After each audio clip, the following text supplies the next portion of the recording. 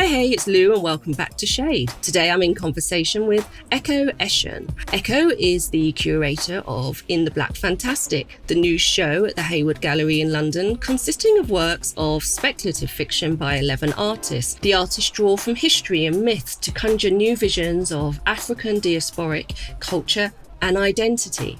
The show is punctuated by literary quotations from authors such as Suzanne Suzère and Octavia Butler. I wanted to start the episode by reading one of the quotes from the show, which is from Octavia Butler's sci-fi novel, Parable of the Sower, because it's a really fitting entry into our conversation.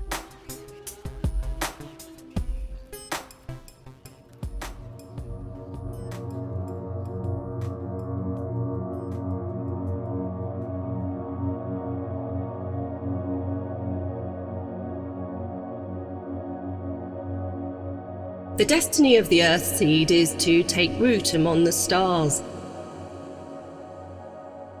It is to live and thrive on new earths.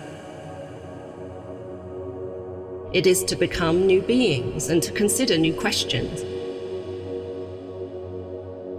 It is to leap into heavens again and again. It is to explore the vastness of heaven. It is to explore the vastness of ourselves.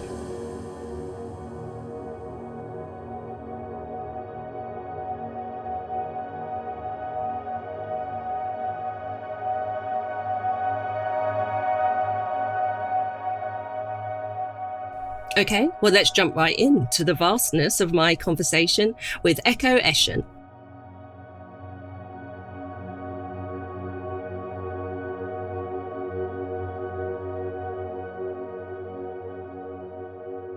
I wanted to start off by talking about the literary quotations that punctuated the show, because they really struck me and they allowed me to take a moment and pause as I moved from one area of the show to the other. And I really enjoyed that addition. And so you had quotes from Suzanne Césaire and Octavia Butler, Frantz Fanon and Elizabeth Alexander. And in the introduction to this episode, I actually introduced Octavia Butler's quote, and her quote was from the sci-fi novel Parable of the Sower. The quote talks about how our exploration of ourselves facilitates our journey towards renewal, in a sense, and it really encompasses the themes explored within your show, but also the themes within Afrofuturism. However, you have said that what you are drawing attention to in the Black Fantastic is distinct from Afrofuturism. And I just thought that was really interesting. And I wondered if you would like to walk us through the key differences between the two. Yes, yeah, absolutely. I think that, I started off working on the show, whatever it was, 4 years ago.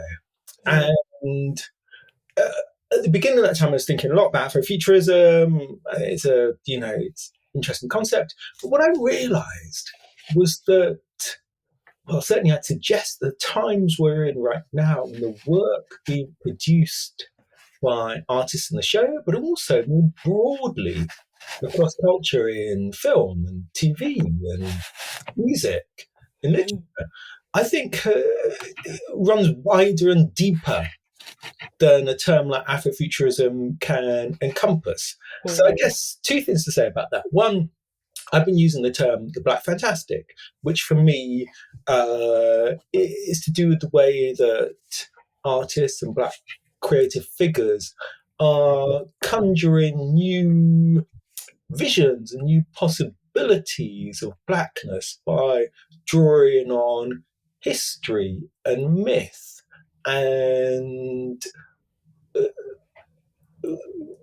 fable, even by drawing on just a very wide panoply of Black cultural practices and even spiritual beliefs as inspiration for the work they do. And by comparison, a term like Afrofuturism, which is fine, which is, I'd say falls within this territory, just doesn't encompass it all. I think feels a bit, it kind of feels a bit reductive right now. Yeah. We're so used to images of, pyramids and flying saucers that it conjures that we stop looking at just the nuance and complexity and depth and poetry of work that Black creative figures are producing right now. And I wanted to embrace the wonder and strangeness and sense of possibility involved in Black creative practice, rather than getting hung up on, like I said, a term which I think feels a bit constrained right now. Mm-hmm. And it's that sense of possibility that I kind of really felt very viscerally. I had I think a show is successful for me if I'm not only having, an intellectual and emotional response, but also almost a physical response to works that I'm seeing. I can really feel them. And two things really stood out for me there. And it was firstly the epic sweep of the show, which points past the challenging realities of the African diaspora towards phoenix-like symbols of renewal and those possibilities of what our future can reveal to us. And secondly, despite the potential for heaviness, that can come with these themes within a show like this, due to its historic references, it wasn't heavy at all. I met some friends there and I said, sometimes I'm a bit reserved when I'm entering a show that's got anything to do with sci-fi or possibilities or worlds that aren't perhaps in reality, because I don't know where it's going to take me and I don't know if I want to go there. But actually I felt the opposite, and I felt as though I was being really guided by almost benevolent presences. They were there to hold me and guide me and take me through the show, and I was taken to uplifting other worlds, majestic worlds. And I just wonder how conscious you were when you were in the early processes of curating, how conscious you were of creating this uplift, this momentum, or was it just me that felt that? No, I mean, well, look. First of all, thank you so much for your response to the show. I hear that really gratefully, and it's been such an interesting experience because we put together the show over the last couple of years, and obviously the last couple of years have been pretty bleak in all sorts of ways. So I proposed the show to the Hayward before COVID, before Black Lives Matter, but certainly by the time we started working on it, that's where we were.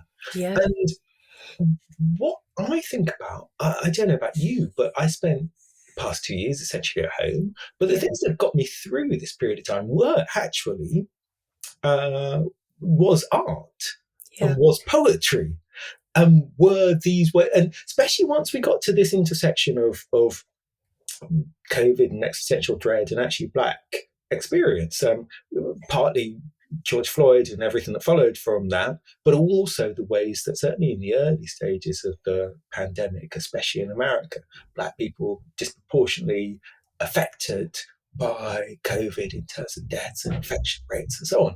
So I was thinking about this stuff a lot, and I was thinking about, and one of the resources for me personally was just being able to look at and think about art and poetry and the ways that different creative figures have figured and thought through Black experience and Black existence and have fought to a place that is, as you say, somewhat about uplift. And the thing that's so fascinating to me is successful artworks, I think, can hold in the balance both life experiences and gestures towards both life and death. So the ground for all of this, the ground that we walk on as people of the diaspora, is this difficult, charged, fraught history to do with our forced arrival, our abduction or forced arrival in the West, to do with a long history of hostility and daily physical or psychological violence towards us.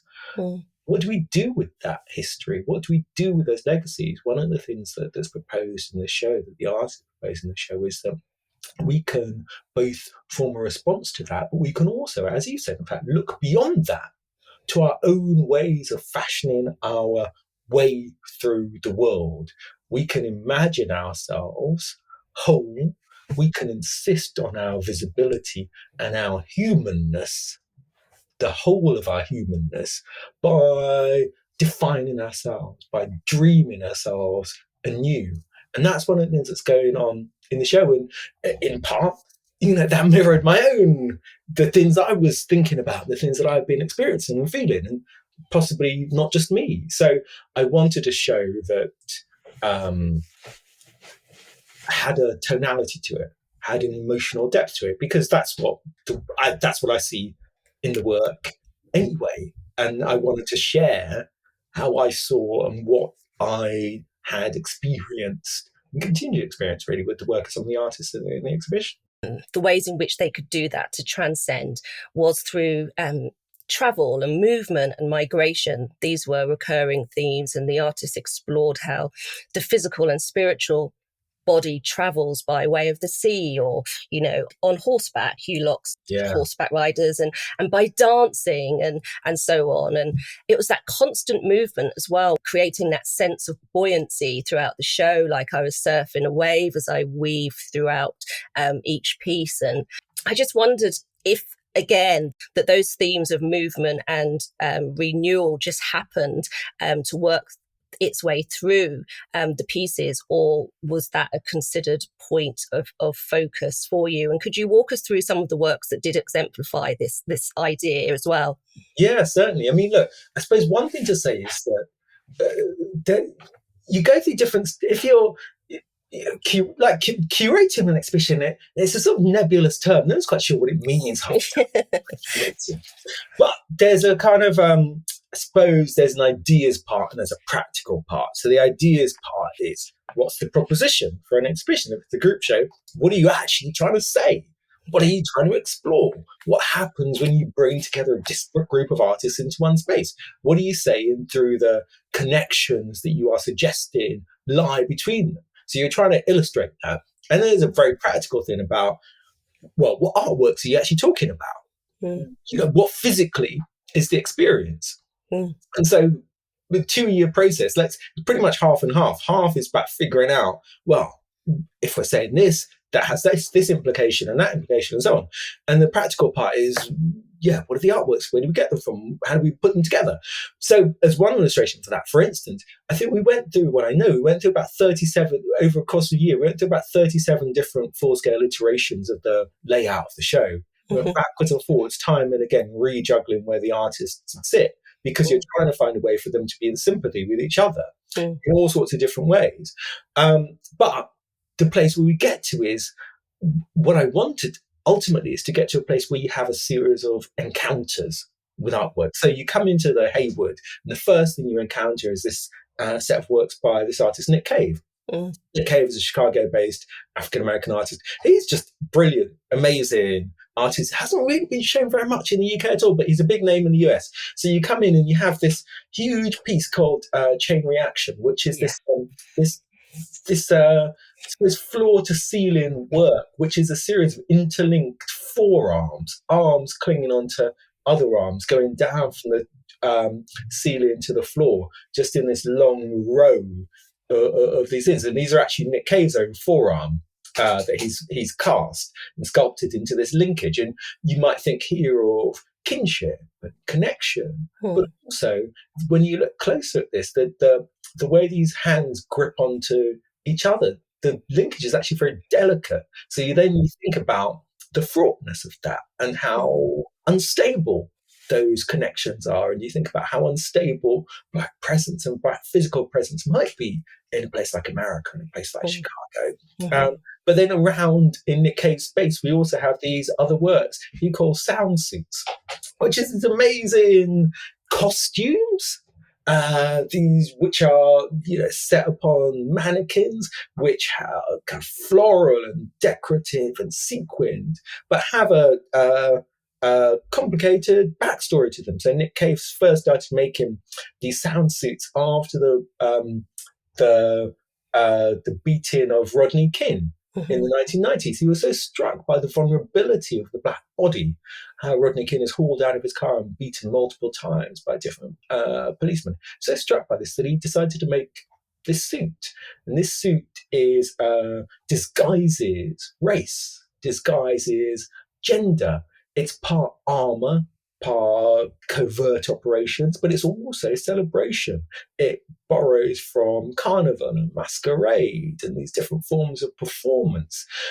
It creates another way of being as a physical presence in the world that allows freedom and allows flourishing outside of a racialized gaze. So these pieces are spectacular and they're made to be worn. We show them as static items, but Nick Cave stages performances with them. So they're about this spectacular refusal to be cowed, refusal to be put in a singular place. Physical possibility and celebration of form and celebration of movement too. And you go through the space and you have works by Wangechi Mutu that looked at African cultural practice and symbols and images. You have these great, spectacular, gold gilded portraits by an artist called Leonora Victor. You have Hugh Locke's figures, and he has these four horsemen. These four figures that he creates that sit on horses as sculptures. He calls them the ambassadors, and they're perhaps regal or they're perhaps miscreant and even bandit-like, but they look extraordinary. They're garlanded with all sorts of gold and bronze and decorations and so on.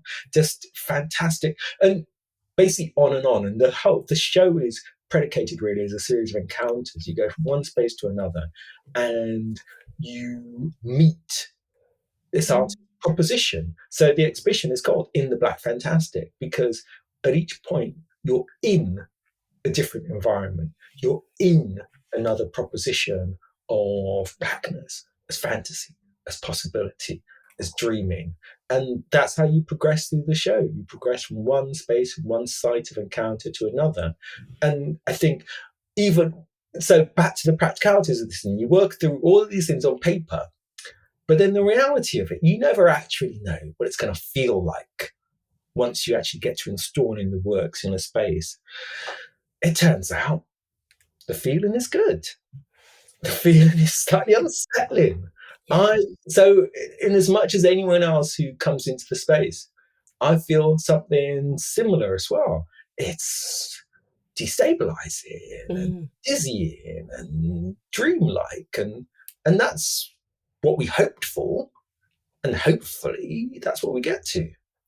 Yeah, well, I think you've been successful in that, based on the reviews that are in, the show's only been open for a few days, less than a week. And I've read, the most glorious reviews and responses to the show. So it's been a really successful start. And you've obviously, personally had to go through a really rigorous process that has brought this vision of the Black Fantastic to us all. And I just wanted to finish up this conversation by, having a quick survey of your inner world, your experience of your personal journey of assembling the show that has, taken you beyond the practicalities involved, because we've discussed those, but how your investigation into the Black Fantastic may have provided insight for you into your position as a curator, in our ever-changing dialogue around the arts and its value in society. You mentioned earlier that there's an insistence here on our visibility, and we can imagine ourselves anew. But I just wonder how personally that has been for you. Yeah, well, I mean, one of the things I do, I tend to, as a curator, I tend to focus on the work of artists of colour. It's what I'm interested in. What I'm interested in fundamentally is trying to make space for those artists, but make space within the culture as a whole for those works and the ideas that lie within those works, and more broadly for Black presence to be understood, to be shared, to be explored as a thing of nuance and complexity. Personally, I don't know about you, Lou, but personally for me, I get tired and exhausted at the ways that Black people are regarded as other and alien and marginal to mainstream discussion sometimes, how we have to continue to validate our existence the entire time. And so one of the things that matters to me as a curator is to create works or to create moments that allow us to establish a space on our own terms, and that hopefully invite visitors of any kind from any place to look through the eyes of the artists, of the Black artists in this case, who create the show. So I want to create a space that speaks of Blackness as visibility, but also Blackness as an insistence upon empathy, as an insistence on seeing what we see, on seeing the world in its complexity, and also then seeing the world in its strangeness. Because one of the things I'm so fascinated by is how strange and sometimes distressing, but also extraordinary the experience of being Black in a racialized world is. And I'm fascinated by the ways that artists manage to summon the difficulties and the stresses of that, and within that conjure ways of seeing that expand our consciousness and expand, I think, I suppose, the feeling and the even the joy that we can hold and possess just as citizens of the world. And curating a group show gives hopefully some space to establish that as a shared world, as a shared way of seeing that anyone can take part in, hopefully, who knows, take away from this also, and